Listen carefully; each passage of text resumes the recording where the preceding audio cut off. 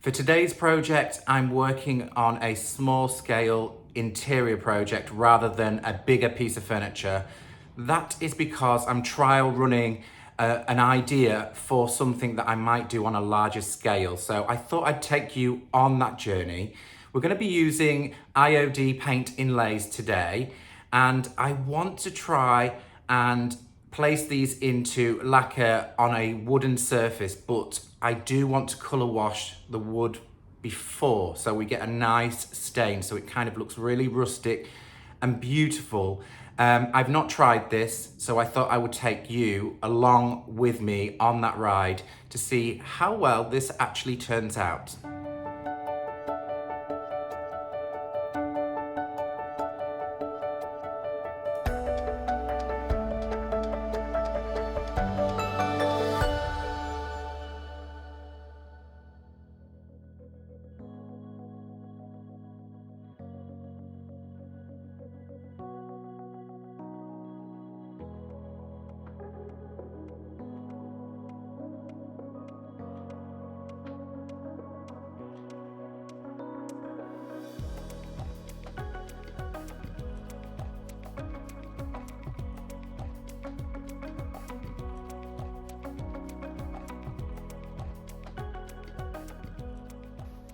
So this is going to be my project for today. Now, a little bit of history of this piece of wood. As you can see, it's really dirty and worn. I actually found this in my attic space in the false roof of the house. I think it is as old as the house, so 114 years old, Edwardian. Probably the cover for one of the water tanks that used to live in the attic, which are no longer used. But I found it on the floor, just up there with brick dust and dirt all over it. So there's a little bit of work to freshen this up. I want to kind of make it a kind of like a butler's tray, which will kind of take it back to its heritage, because in those times they would have had a butler and a tray. So I'm going to clean this up. We're going to be using IOD paint inlays. I'm going with Melange, which is a gorgeous pack of IODs, all very different on the back. There is artichokes, sunflowers, bees, plant life, there's even a chicken. It's a beautiful melange of IOD paint inlays. So I thought we could place these all on the surface once we have cleaned this off and given it a fresh coat of a wood stain. I haven't decided where we're going to go with that. I kind of feel a little bit lighter and coastally vibe, so the inlays kind of really stand out, but we'll see. So on with cleaning some of the layers of dirt off this piece. I'm just going to use soapy water to begin with to see how far back it takes. I'm not sure whether I'm going to actually sand this piece of wood, because that will really take it into looking like a brand new piece of wood, but we'll see how it cleans up.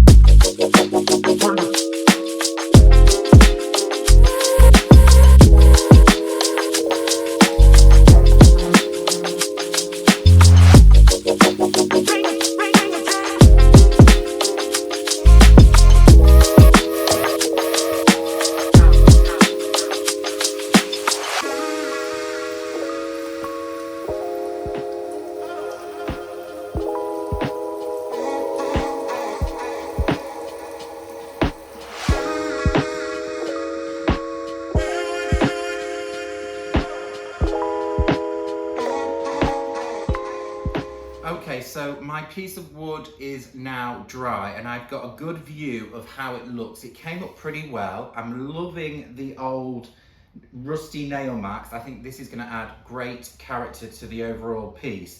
So I've just been playing around with what colour to stain my piece of wood. So stick with me, guys. I'm going to try and explain how to choose your stain, which it might help you with your project. So as you can see here, I've just taken a little bit of water to the surface. I'll do it again. And that is really showing me the overall colour of this piece of wood. If we was to apply lacquer to the surface, it's going to come out more or less that tone, quite orange. As you can see, old pine tends to come out quite orange. If you was working on mahogany, you would probably get a more rich, reddier tone.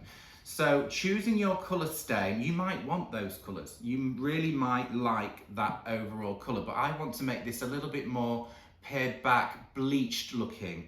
So let's take Annie's colour chart. Now, complementary colours really do tone down the overall shade. So as you can see on the colour wheel, this rich, reddy orange is somewhere on this side of the colour wheel. To tone this down, you would need either a green or a blue, in theory. If you want a bleached looking colour, you're going to need a very pale blue. So something like Louis blue with some old white. Just a hint of that Louis blue in your old white will knock out some of the more reddy orangey tones. Other good colours to do this with, if you're working on mahogany, mahogany is really red. So if we're thinking about red on the colour wheel up here, what is opposite red? We're into the green sort of colours. Again, if you want it to look more like pine or a bleached wood, then you're going to need a pale shade. So you're going to need to be picking something, maybe you could mix up Chateau Grey with old white, and that will knock the green shade down just so it's a pale shade. But a great colour for this, and many of you will have seen me use this before, is Versailles. Now Versailles looks quite a yellowy colour, but it's packed with green tones. So initially, with this being quite rich and warm and almost like a reddy orange, I was going to use Versailles. It's my faithful, but I'm going to do something a little bit different. I could have gone with the Louis blue, but I think it will saturate it too much and I'll lose too much of the colour in the wood. So I think I'm going to use French linen. Now French linen is a great colour for that coastal vibe. It will still have enough warmth in the overall piece, but it should just knock it down a little bit. If I'm not feeling that, I may go in with a bit of old white, I may add a bit of Versailles. It's something that can be changed as you're doing it. You just got to use your eye and look at the colours. Also, if you want a darker stain, graphite. It is an amazing colour for getting that kind of old oak looking colour, and it really does allow the grain. There is also one other thing which I'm not going to do, but I have done in the past. Pine is great because it's really grainy. Before you do your wood stain, you could boil a kettle, and be careful, pour it over the wood and all of the grain will kind of raise. It will kind of push that grain out, and then do your wood stain, leave it to dry, and if you use dark wax, it'll hit those grainy areas, which is absolutely stunning. But I'm not going to do that. I'm going to try and make this a little bit more pared down in tone. I hope that made sense. I know it was long, but do think about the colour wheel and the opposite. So most woods are going to be on the warmer side. They're usually kind of between reds, really soft reds, and oranges through to Arl. So you're looking at the cooler colours. It's a little bit like hairdressing. When you've got a really bleached yellowy tone on your hair, purpley blues and greens are the colours that you're going to be using to neutralise the shade. So we're going to use French linen, I think, and then tweak it, probably. We'll see as it hits the surface.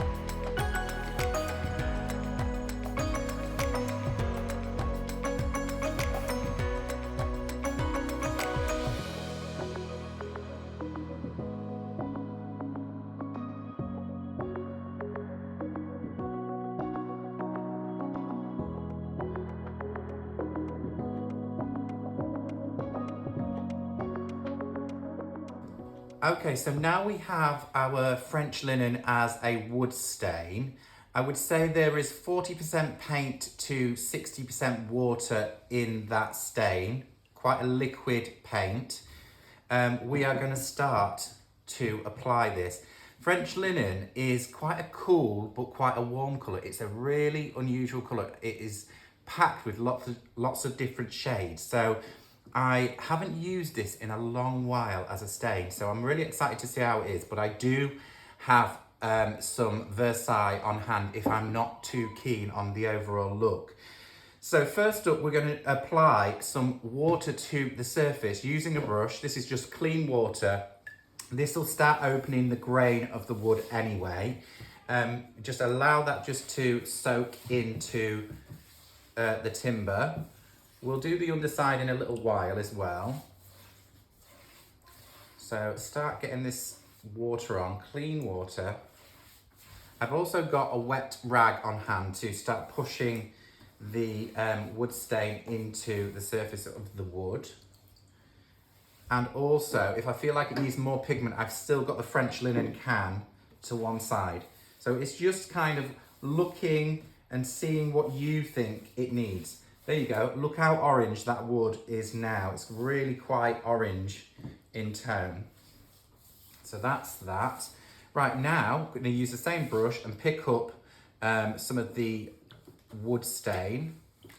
This is the French linen, and start applying it. You will lose all the grain at first, don't panic.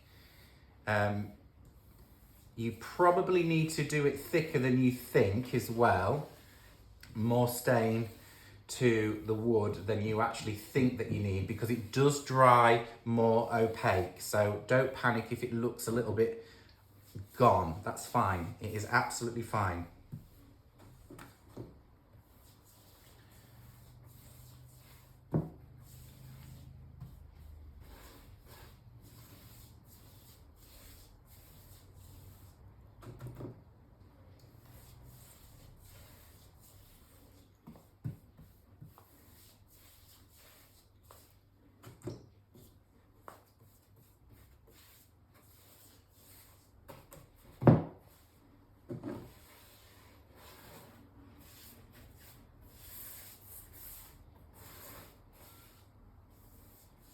You can already see it's kind of soaking into the wood. Now, when using wood stain, you do have to kind of make sure that all of the original finish is off. If you've got any varnish there, then this is not going to have the same effect with this amount of water in your stain. You could slightly use less water over a varnish finish and just work it in and wipe it off. I've seen it done on pine before. It looks great, but wood staining is really for raw wood, and this is kind of raw wood. It's got no finish on it. So, and as you can see, I'm just working the brush and I'm just using my eyes and thinking, right, is this looking where I want it to be? And I think it's pretty good. It's a little bit orangey over here, but I feel like it's going to be really nice. I may take my dry cloth just to remove some of it, just to see what it looks like, and then I can add more. Ball this up so I can push it in. And you see some of the grain coming back. Yeah, I think I want to apply more stain to the surface of the top.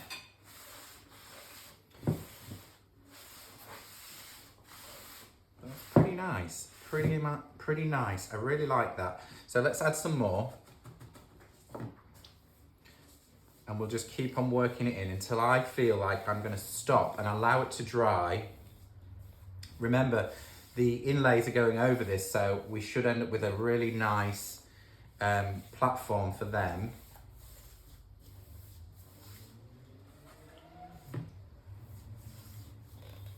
I think up here is quite red, so I might add a touch of the Versailles.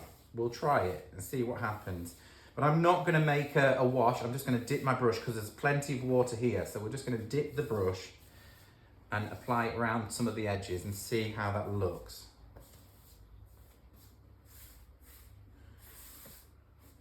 So a little tickle of Versailles, offload. Yeah, you can see it's a slightly lighter shade.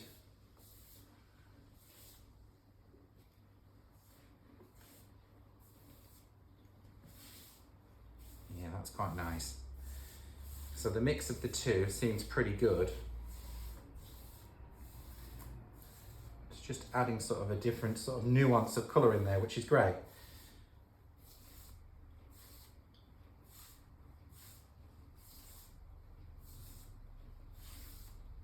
And notice that I'm using a soft synthetic brush, so I'm going with the grain to allow, I'm just going to add a tickle more of that here.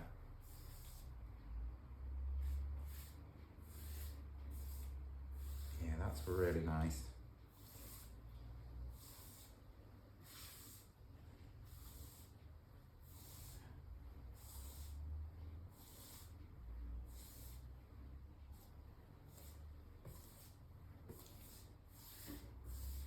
I'm going to keep on working it into the grain.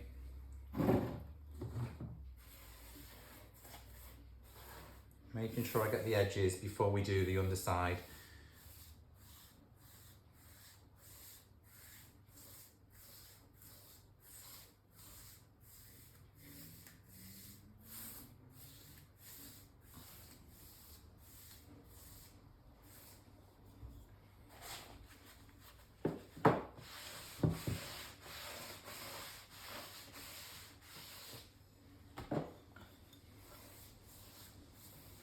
That's me just removing a little bit of the stain. I want to make sure that I can still see the grain. That was the wet cloth.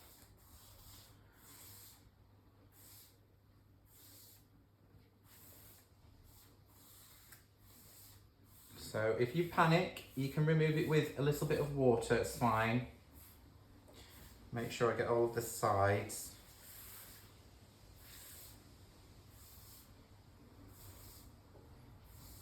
Actually, I'm going to go with a touch more French linen.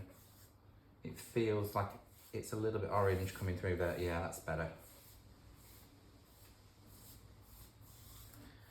And then I'm going to let this set up and dry a little bit before I move on to the underside.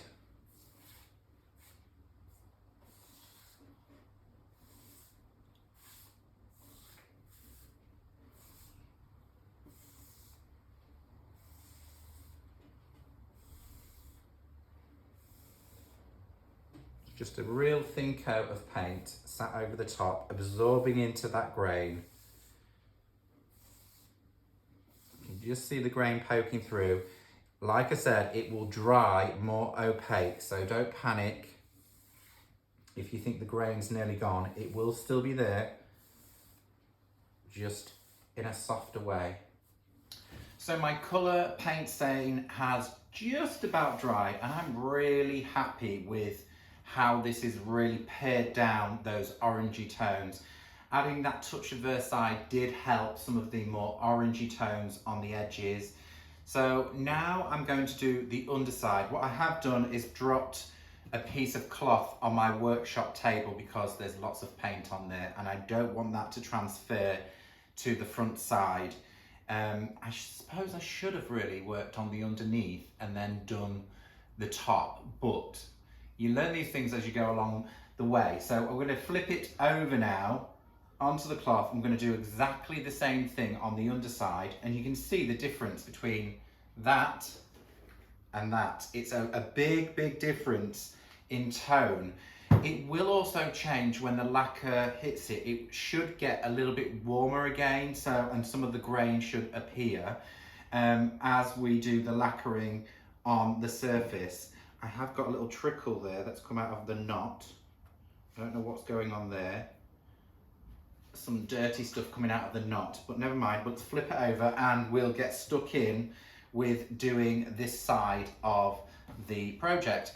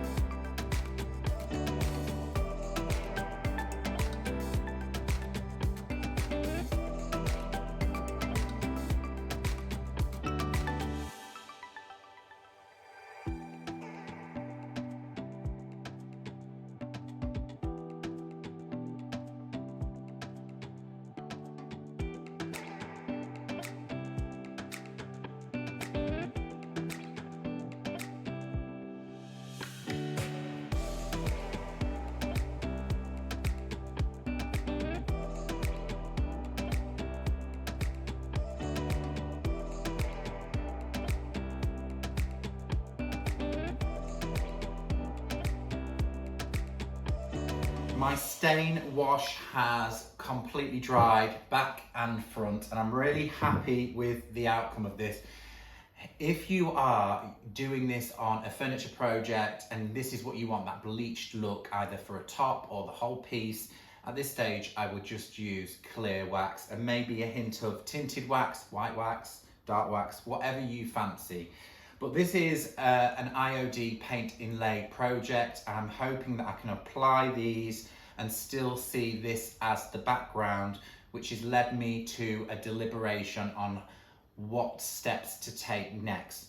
So to do that, you can use Lacquer to apply the IOD paint inlays to the surface. I've done this before, it works wonderfully well over a painted surface, but this is a very thin coat of a colour stain, and I'm concerned that if I just start doing patches of this and laying all of the different inlays in a random form, then it may cause anomalies in connection. So what I think I'm going to do just on the top surface is apply a coat of lacquer, a thin coat of lacquer, leave it to dry really, really well before doing my application. So it should not move any of this finish. I want it to stay as clean as possible without anomalies through the connections. If that makes sense. It may go terribly wrong. I have no idea. I've not done this, and this is the whole purpose of me doing this. Should I be doing it on a big piece of furniture, I want to get this correct the next time around. So in with a thin coat of lacquer, leave this to dry for a good amount of time. Maybe I'm going to walk away, have lunch for an hour, maybe 2 hours, and then come back to it and start prepping my IOD paint inlays, which ones that I want to use, start laying out the pattern, and then we'll go in with another coat of lacquer and apply each inlay. Wish me luck.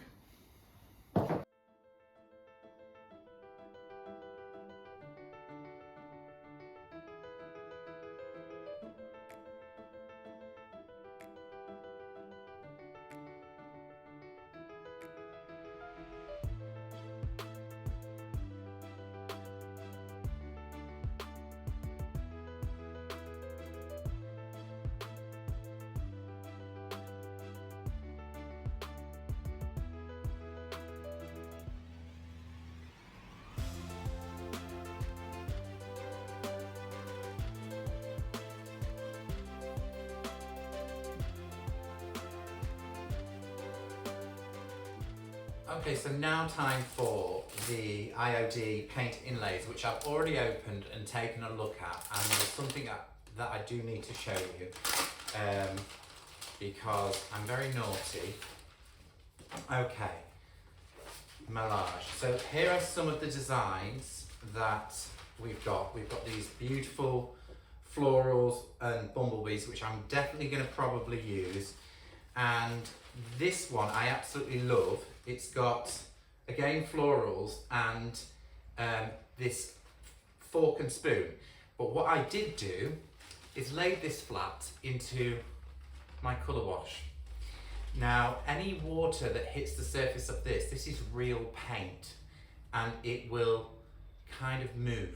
And I tried to rub it off, and I've got this anomaly at the bottom of the spoon, and there's some orangey coloured paint which picked up from my surface. This is why I've got my clean cloth down, work on a clean surface. So I've kind of damaged this paint inlay, which is a shame because that's what I wanted to use. But I think I'm still going to just go for it and see if we can kind of fix it afterwards. I don't know. We'll try anyway. I feel like we could make something of it. Let's see what happens. Because this is chalk paint, I know that I've got chalk paint on the surface side of these inlays. It will transfer the chalk paint to the actual project, and I want it to be kind of quite clean and crisp. So that is a shame, but nevertheless, I'm going to work with it. We'll go with it and see what happens. Another lovely floral, and these gorgeous artichokes, which I think I'm definitely going to use the artichokes, maybe across two of the boards. So I'm going to just start cutting these out into sections because I can use some of the other inlays that I don't use on another project.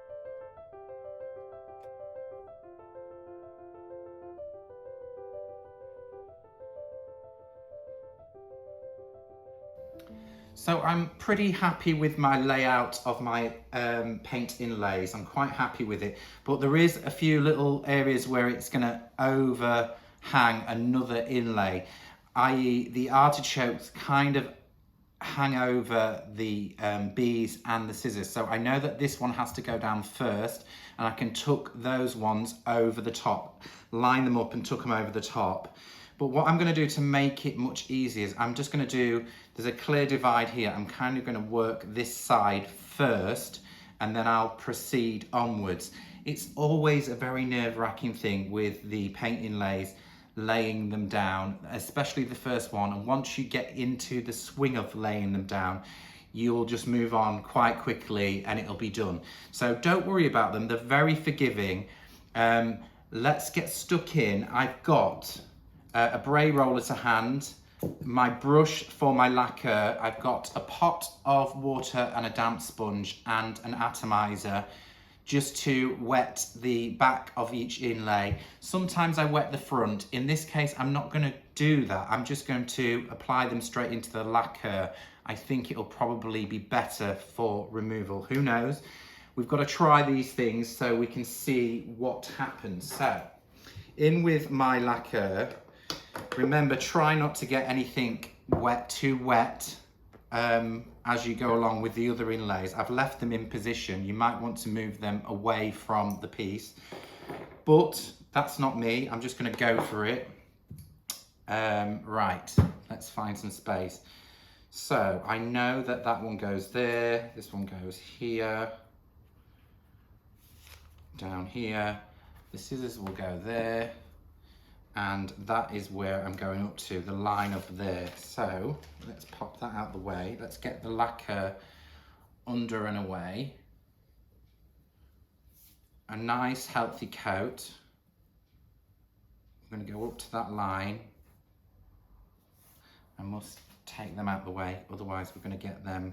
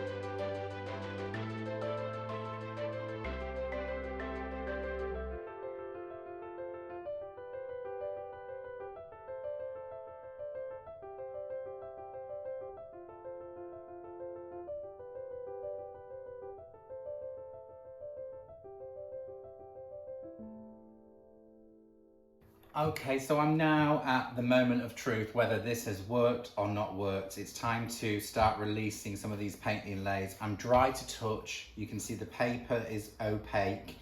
It's gone from translucent to opaque. So it's time to start removing the paint inlays. It's had about 3/4 of an hour to about an hour to dry on this top surface. So I'm going to go in with my atomizer to wet the backside of the paint inlays, or top side, whichever way you look at these, and slowly start peeling back. Hopefully we have some good results. So in with the atomizer. They should go translucent again when we hit them, so we know that we've got enough. You can see the patterns going a bit sharper again.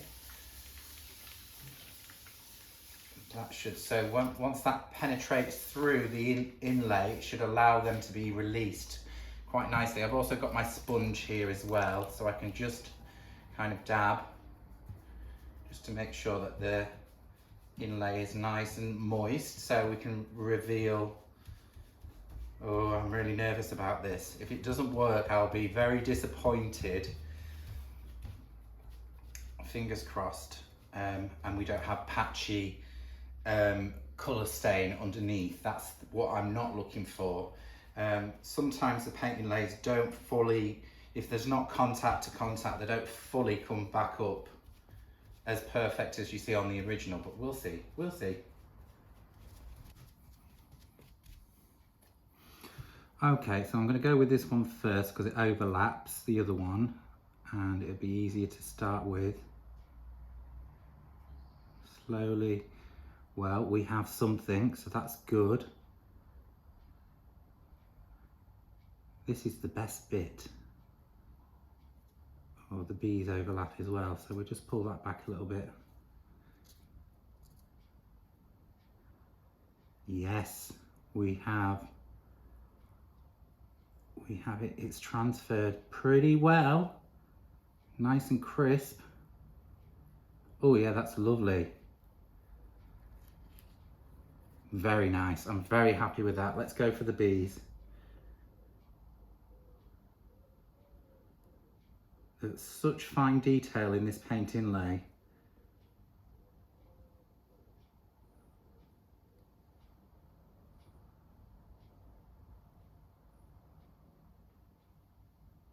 So far so good.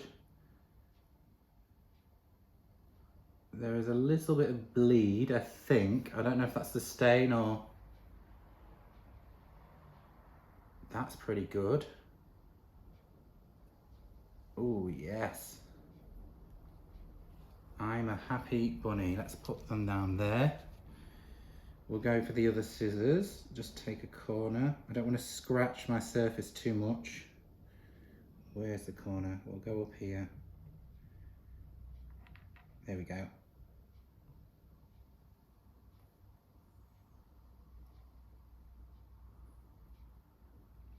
That has come out beautiful as well. Now for the biggie.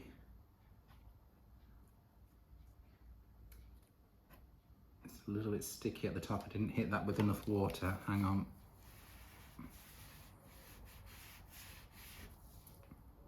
Right, let's give it a whirl.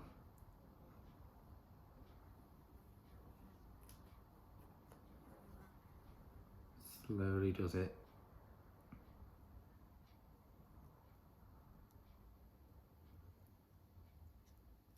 Yes. A few little anomalies, but I quite like them. They're the crinkles in the paper. Yes. I am a happy painter, or a happy painting layer. Beautiful. And I can still see my wood grain. Be careful there, John. There's a little bit that's come up. That's all right. Oh, beautiful. Absolutely beautiful. I hope the rest come off as well.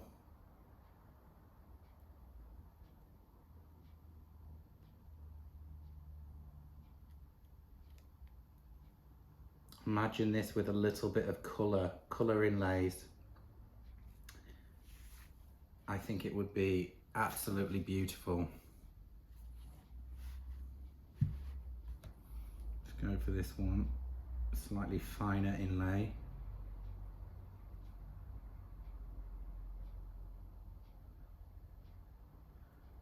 Every detail of that fine text is really, really good. Oh yes, it's worked. It's truly worked.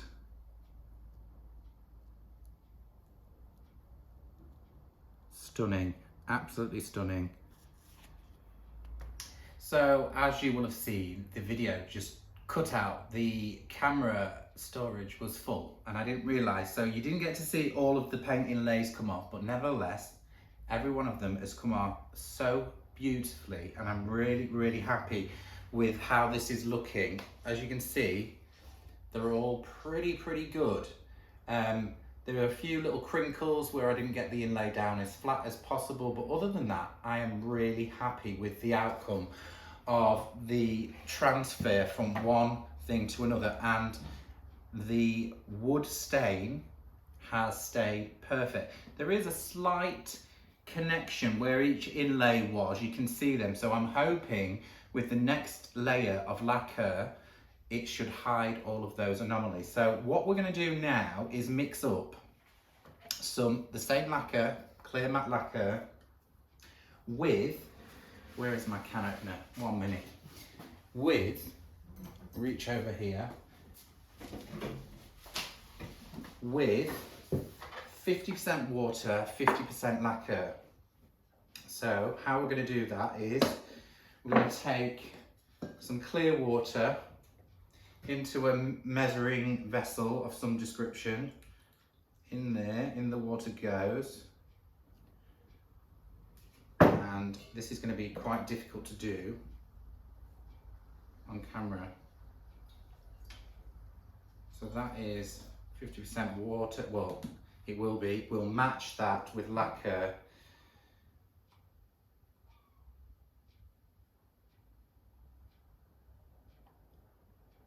I need to fill it quite a lot so it comes through the spray.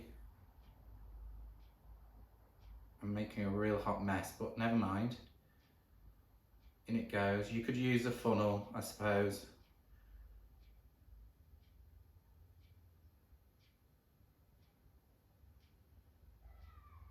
And there we go. So that, let's wipe it here, is more or less what you need to create your top coat for the first pass. It needs to be 50% water just to go through the spray bottle. This is more or less dried. Clean everything off. I'm going to give that a good old mix. I'm making a real hot mess. Put the lid on the lacquer.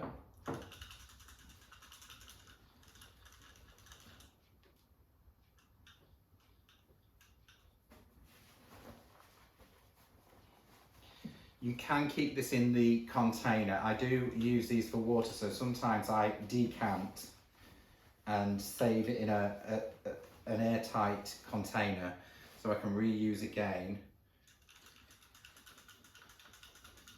Now, the reason we're spraying through the bottle is because it will just sit on top to seal down the paint inlays. If I was to take a brush and seal over it, because it's a wet product, it's water-based, it will probably smear the paint inlays because they're not fully sealed down yet. They're still, you can manipulate these with, that's Mr. M with the lawnmower.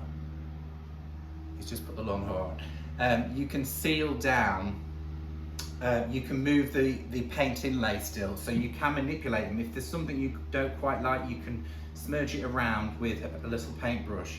Let me just turn this over because that's it.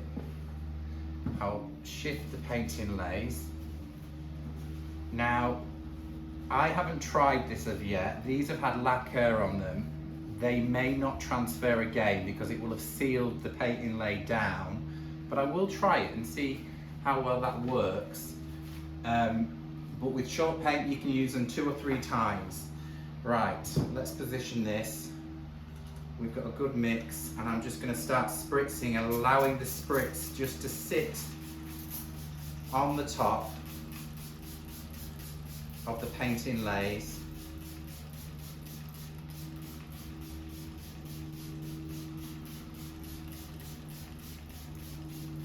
I quite like the little droplets as well. It adds some sort of really lovely texture to the end result.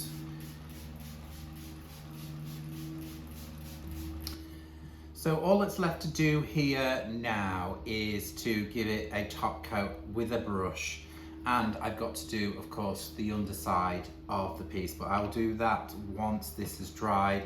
I'm thinking about adding a couple of handles to the end so it really does become a tray, maybe a little bit of bling just to the piece. Mr. M is still cutting the grass, so please ignore the lawnmower.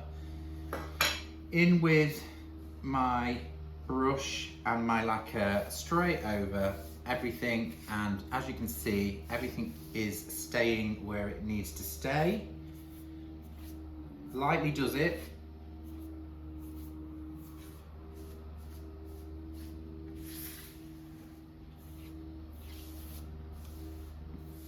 And then this should also a little bit hide those droplets that we created with this spray.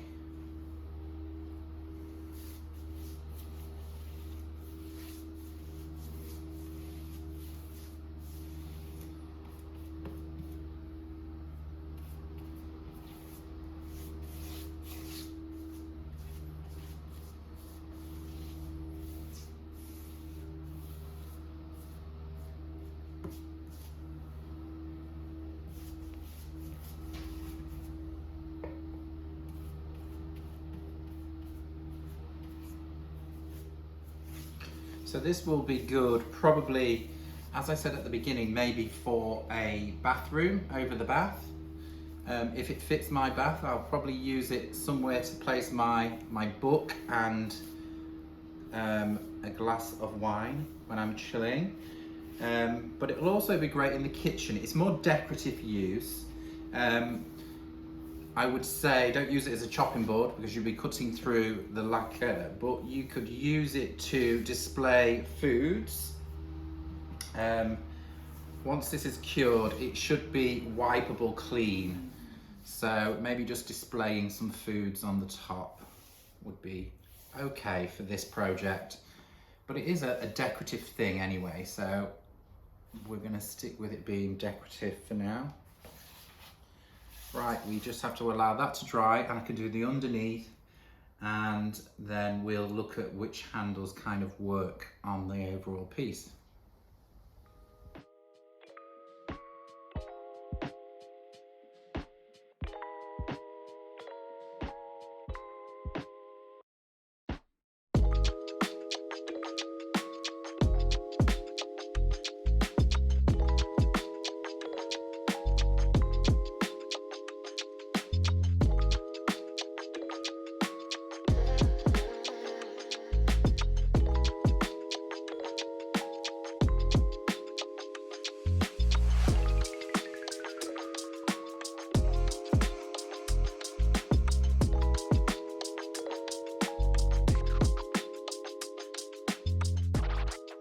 So I'm just about complete with the project. All that's left to do is make a decision on my handles. So I've pulled out 2 of my handles from my handle drawer.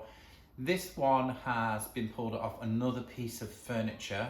It was something that I changed over for some different handles, and I think it's quite a great handle to put on the end in silver. But I do have some of these left over from my workshop handles, and I'm thinking maybe the bling, it will work better for my kitchen because I've got gold handles in the kitchen, although I do think the silver handle looks better for the bathroom. The beauty of this is I've just noticed both of these handles are the same distance for drilling. So if I do decide later that I want to change the handle to switch it around for another room, I know that I can. The holes are going to be in the same place as one another. I think I'm going to go with the gold because I think this is probably going to go on the island in the kitchen. Also, the other thing that I'm going to do with this, I've got some little circular felt pads. They've got an adhesive back. I'm going to pop 4, one in each corner on the back, one there, one there, one there, and one there, just to make sure, because this is an old piece of wood and there's a few nails that are proud, I want to make sure that it stays free from my kitchen work surface so that we don't have any scratches into the surface of the kitchen worktop. And that's just about it. I will continue with drilling the holes, working out the measurements, and then you can see the end results of my lovely old board makeover. Really happy with it.